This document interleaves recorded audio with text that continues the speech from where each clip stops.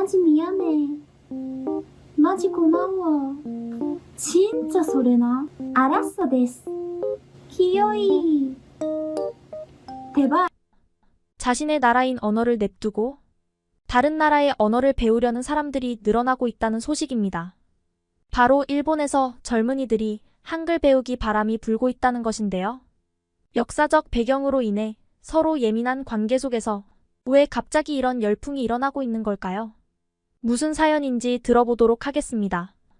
그 전에 잠깐 1초 만에 누를 수 있는 좋아요 버튼을 꾹 눌러주시면 영상 제작에 큰 힘이 됩니다. 그럼 바로 사연 시작하겠습니다. 안녕하세요. 제 이름은 니콜 포셋이라고 합니다. 나이는 29살이고 캘리포니아 대학교를 졸업했어요. 제가 이렇게 개인 방송을 시작하게 된 건 정말 우연한 계기였습니다. 평범한 미국 직장인이었던 제가 어느 날 기생충이라는 한국 영화를 보게 되었는데 그 순간 제 인생이 완전히 바뀌어 버렸어요.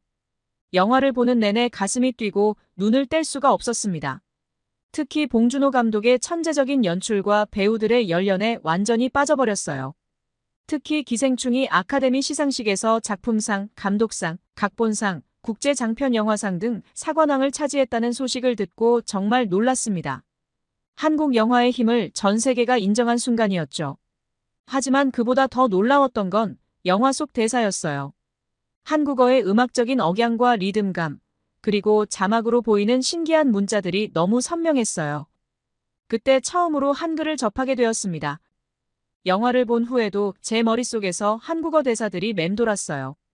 도대체 저 언어는 뭘까? 저렇게 아름다운 글자는 어떻게 만들어진 걸까? 궁금증이 가득했죠. 그래서 바로 한국어 학습 앱을 다운받았습니다. 앱을 열자마자 눈에 들어온 건 훈민정음이라는 단어였어요. 백성을 가르치는 바른 소리라는 설명과 함께요. 그 순간 제 호기심은 폭발했습니다.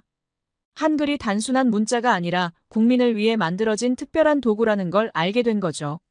세종대왕이 한글을 만든 이유를 알게 되면서 저는 더욱 감동했습니다. 당시 백성들이 어려운 한자 때문에 고통받는 걸 보고 누구나 쉽게 배우고 쓸 수 있는 문자를 만들겠다고 결심한 세종대왕의 마음이 느껴졌거든요. 훈민은 백성을 가르치고 정음은 바른 소리라는 게 정말 아름다운 뜻이에요. 한글이 단순히 의사소통을 위한 도구가 아니라 모든 사람이 평등하게 지식을 얻고 자신의 생각을 표현할 수 있게 하는 수단이라는 점에 깊은 감명을 받았어요. 세종대왕의 이런 생각이 오늘날까지 한국인들의 교육열과 문화적 자부심으로 이어진 게 아닐까 싶습니다. 이런 걸 알게 되면서 저는 한국어와 한글에 더욱 빠져들게 됐죠.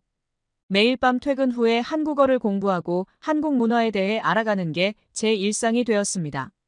그러다 문득 이런 생각이 들었어요.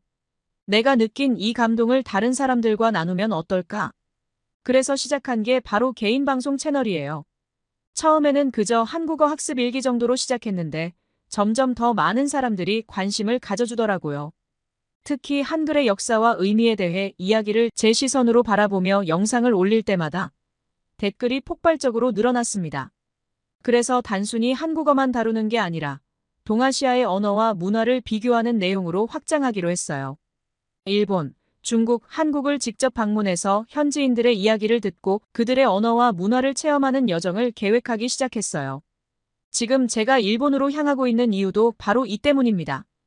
요즘 젊은 일본인들이 한글에 빠져 있다는데 왜 고국어가 아닌 한글에 빠지게 되었는지 직접 들어보고 싶고 같이 나누고 싶어서 일본으로 향하게 되었어요.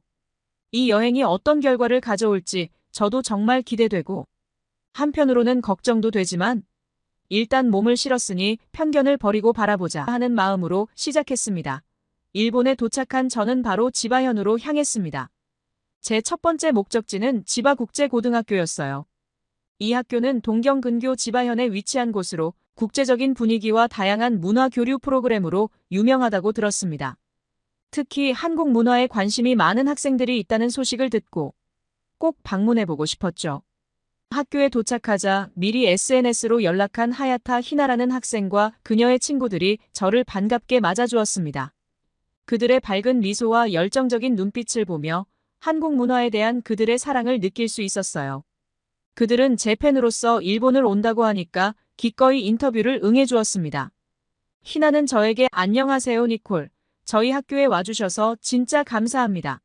라고 인사했어요. 진짜라는 표현에 저는 깜짝 놀랐습니다. 한국어와 일본어를 섞어 쓰는 모습이 너무나 자연스러웠거든요. 희나와 친구들은 K-팝, 한국 드라마, 한국 음식 등 다양한 한국 문화에 대해 이야기하기 시작했어요. 특히 K-팝 이야기를 할 때는 눈이 반짝반짝 빛났어요. 예전에는 방탄소년단을 제일 좋아했는데 요즘에는 NCT랑 세븐틴을 정말 좋아해요. 노래도 좋지만 춤이 진짜 대박이에요. 라고 말하는 희나의 모습에서 순수한 팬심이 느껴졌습니다. 한국 드라마 이야기도 빼놓을 수 없었죠. 태양의 후예를 보고 한국 군인들이 너무 멋있다고 생각했어요. 군대 문화도 궁금해졌어요. 라는 말에 저도 고개를 끄덕이지 않을 수 없었습니다. 저도 정말 재미있게 본 드라마 중 하나거든요. 극중 인물들이 얼마나 멋지고 아름답던지 그때 느낌이 공유되어 더욱 즐거웠던 대화인 것 같았습니다. 그러다 음식 얘기가 나왔는데 불닭볶음면과 까르보불닭볶음면에 대한 그들의 열정은 정말 대단했어요. 저희끼리 불닭볶음면 챌린지도 해요. 누가 더 매운 걸 잘 먹나 시합하는 거예요. 진짜 눈물 콧물 다 나는데도 재미있어요. 라고 말하는 모습에 저도 웃음이 나왔습니다. 이야기를 나누면서 가장 놀라웠던 점은 그들이 한글과 일본어를 자연스럽게 섞어 쓴다는 거였어요. 알았소 데스 알겠습니다. 알았어요. 키우이 귀여워 귀엽다. 이처럼 한글과 일본어를 섞은 한본어가 자연스럽게 활용되고 있었습니다. 한글 배우는 게 생각보다 어렵지 않아요. 자음과 모음만 알면 금방 읽을 수 있거든요. 친구들 사이에서도 요즘 다들 한글을 배우려고 해요. 라는 말을 들으며 한글의 과학성과 활용성을 다시 한번 실감할 수 있었습니다. 제가 그들에게 한글이 배우기 쉬운 이유에 대해 물어보자 희나는 이렇게 대답했어요. 한글은 음소 문자 체계라서 발음과 글자가 직접적으로 연결되어 있어요. 자음과 모음만 알면 어떤 단어든 읽을 수 있어요. 예를 들어 나는 N소리와 어소리를 결합한 거예요. 이런 규칙성 때문에 빨리 자신감을 얻을 수 있어요. 3일 동안 희나와 친구들과 함께 지내며 저는 그들의 한국 문화 사랑이 단순한 관심을 넘어 깊이 있는 이해로 발전하고 있음을 느낄 수 있었습니다. SNS를 통해 한국 트렌드를 실시간으로 따라가고 한국 스타일을 그대로 따라하는 모습도 인상적이었죠. 이 경험을 통해 저는 한글의 우수성과 한국 문화의 매력을 다시 한번 깨달았습니다. 그리고 이런 문화 교류가 양국 관계에 긍정적인 영향을 미칠 수 있다는 희망도 갖게 되었어요. 지바국제고등학교에서의 3일은 제 일본 여정의 시작에 불과했지만 이미 많은 것을 배우고 느낄 수 있었습니다. 희나와 친구들과 작별 인사를 나누는 순간 희나가 갑자기 저에게 흥미로운 제안을 했습니다. 그녀의 사촌 언니인 히라노 미유가 도쿄대학교 경제학과에 재학 중인데 한글에 깊은 관심을 가지고 있다는 것이었습니다. 희나의 소개로 미유와 연락을 주고받게 되었고 다음 행선지를 도쿄대학교로 정하게 되었습니다. 도쿄대학교는 일본 최고의 명문대학으로 이곳에서 미유를 만나 더 깊이 있는 이야기를 나눌 수 있기를 기대했습니다. 캠퍼스에 도착하자 미유가 저를 반갑게 맞아주었고 그녀의 눈빛에서 지적 호기심과 한글에 대한 열정이 느껴졌습니다. 미유는 저를 도서관으로 안내하며 자신의 이야기를 들려주기 시작했어요. 처음에는 자신도 한국 문화에 그다지 관심이 없었다고 합니다. 그러나 경제학 수업에서 한국 기업들의 성공 사례를 공부하면서 점차 한국에 대해 알고 싶어졌다고 했어요. 특히 한글에 대한 호기심이 커졌다고 했습니다. 도서관 안으로 들어서자 여러 학생들이 열심히 공부하고 있었어요. 미우는 자신의 자리로 저를 안내하며 일본어로 과제를 작성할 때의 어려움에 대해 이야기하기 시작했습니다. 그녀의 표정에서 엄청난 답답함과 불편함이 느껴졌어요. 미우는 일본어로 리포트를 작성할 때마다 느끼는 불편함을 상세히 설명했습니다. 한자를 입력하고 변환하는 과정이 너무 복잡하고 시간이 많이 걸린다고 했죠. 특히 전문 용어를 입력할 때는 더욱 어려워 한 문장을 완성하는 데에도 상당한 시간이 소요된다고 했습니다.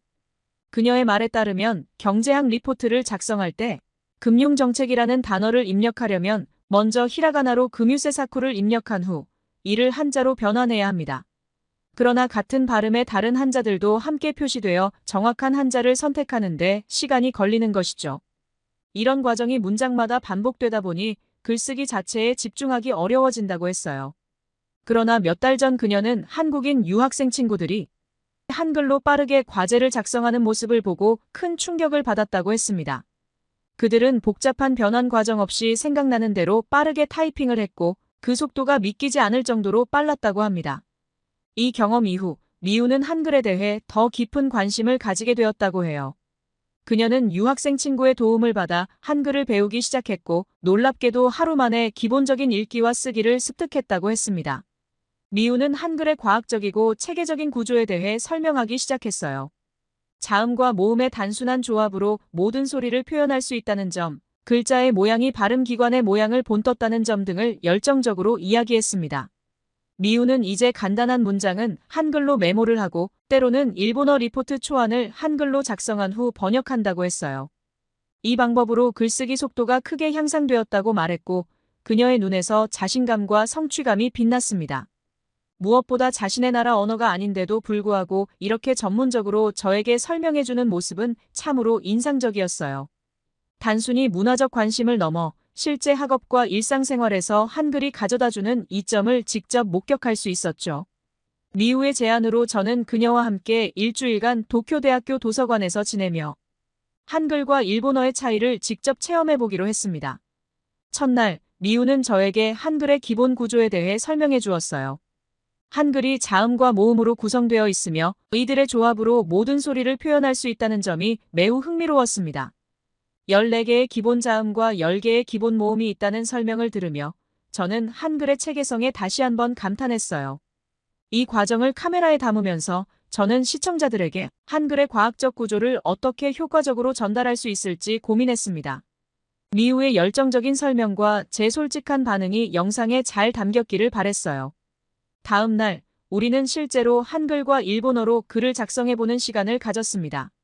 미우가 경제학 관련 텍스트를 작성하는 모습을 지켜보며 일본어로 글을 쓰는 과정의 복잡성을 실감할 수 있었어요.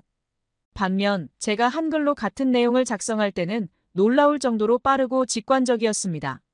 우리가 열정적으로 대화를 나누던 이때 갑자기 한 중국인 교환 학생이 우리에게 다가왔습니다.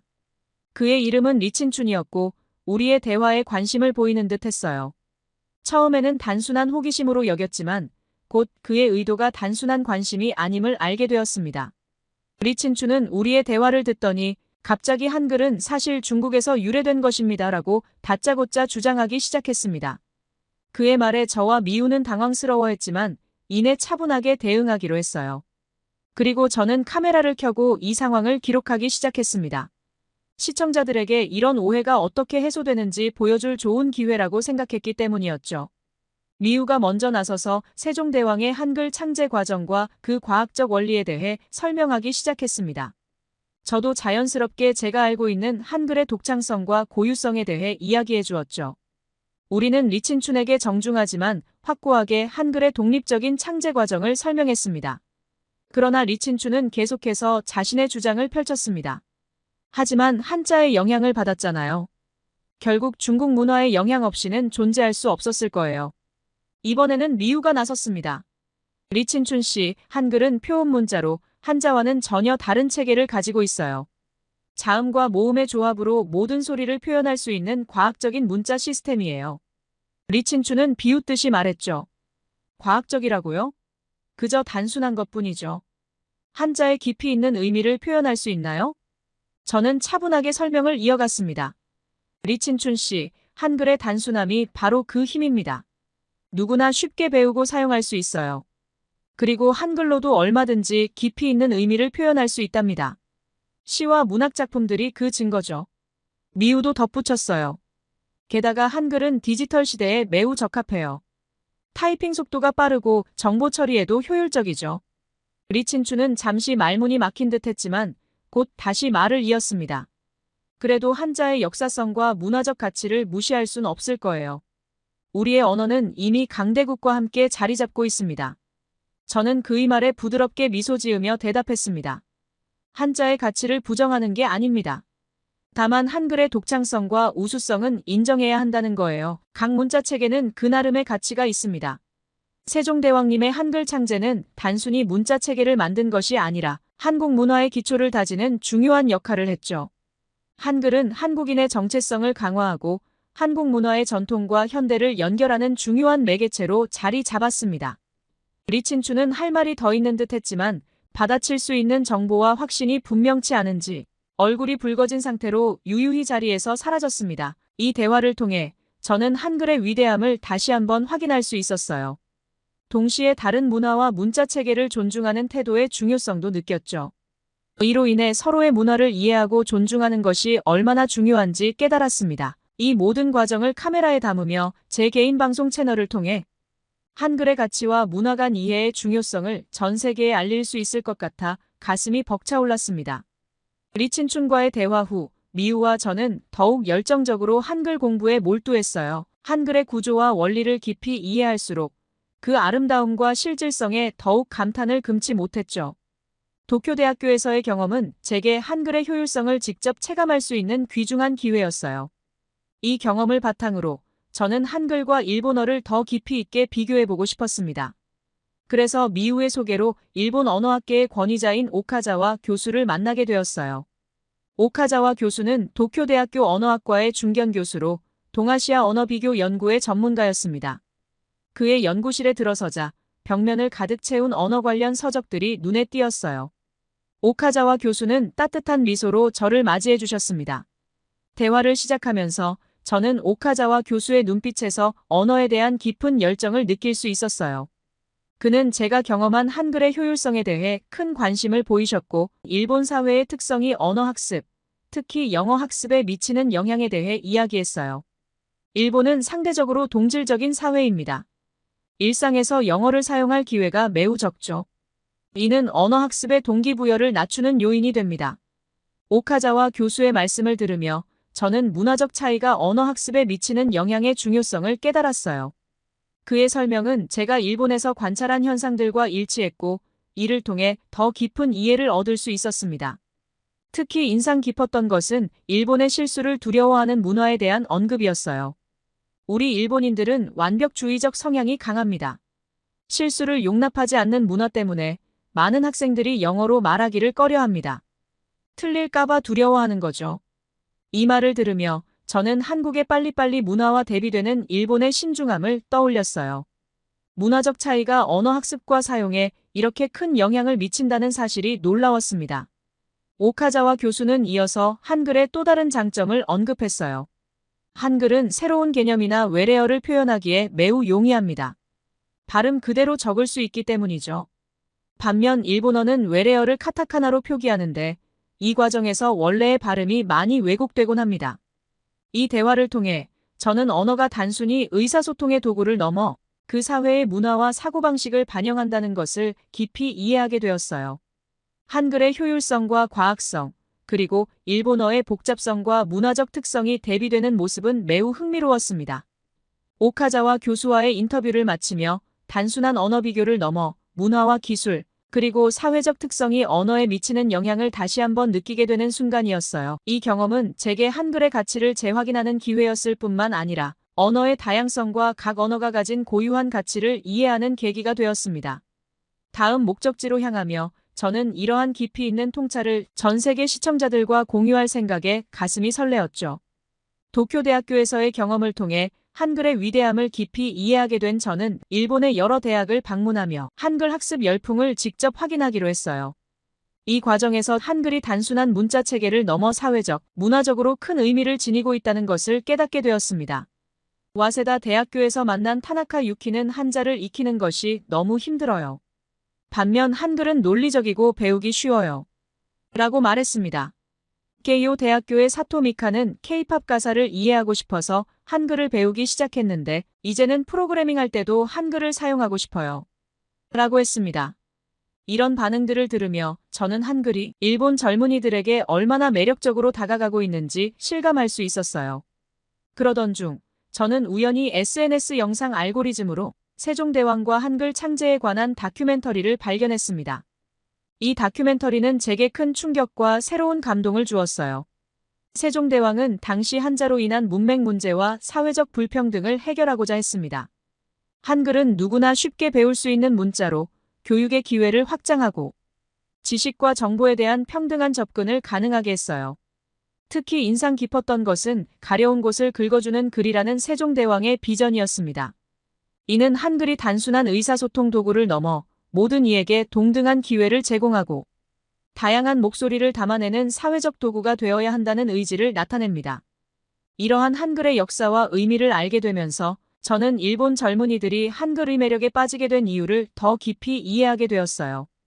한글은 단순히 실용적이고 배우기 쉬운 문자 체계일 뿐만 아니라 그 안에 깊은 인본주의적 가치와 문화적 의미를 담고 있었던 것입니다. 이러한 깨달음은 단순히 한글의 적합성만을 강조하는 것을 더불어 그 속에 담긴 역사적, 문화적 의미를 함께 전달하고자 노력했습니다. 그리고 마침내 제 일본 여정의 마지막 날, 다시 만난 미우와 그녀의 친구들이 특별한 제안을 했습니다. 그들은 다가오는 한글날을 기념하는 특별 행사를 준비 중이었고 저를 초대했던 것이었죠. 이 행사는 한글의 우수성과 그 역사적 의미를 일본 학생들에게 알리는 좋은 기회가 될 것 같았어요. 행사를 준비하면서 저는 더욱 많은 일본 학생들이 한글에 관심을 가지고 있다는 것을 알게 되었습니다. 그들은 한글의 유용성뿐만 아니라 그 속에 담긴 깊은 철학과 가치에도 마음을 담고 있었어요. 이 모든 경험을 통해 저는 한글이 단순한 문자 체계를 넘어 문화의 가교 역할을 할 수 있다는 확신을 갖게 되었습니다. 그리고 이제 저는 한국으로 향합니다. 한글의 고향에서 더 깊이 있는 이야기를 찾아 전 세계에 한글의 가치를 알리는 여정을 계속하고자 해요. 그래서 다양한 문화 행사와 전문기관 방문을 통해 사람들에게 한글의 아름다움과 위대함을 소개하고 언어의 매력을 직접 체험하게 하려고 합니다. 앞으로의 모습을 지켜봐 주세요. 제 이야기를 끝까지 들어주셔서 감사합니다. 오늘의 사연 어떻게 들으셨나요? 매일 사용하는 한글이라서 한 번씩은 소중함과 위대함을 잊어버리는 것 같아요.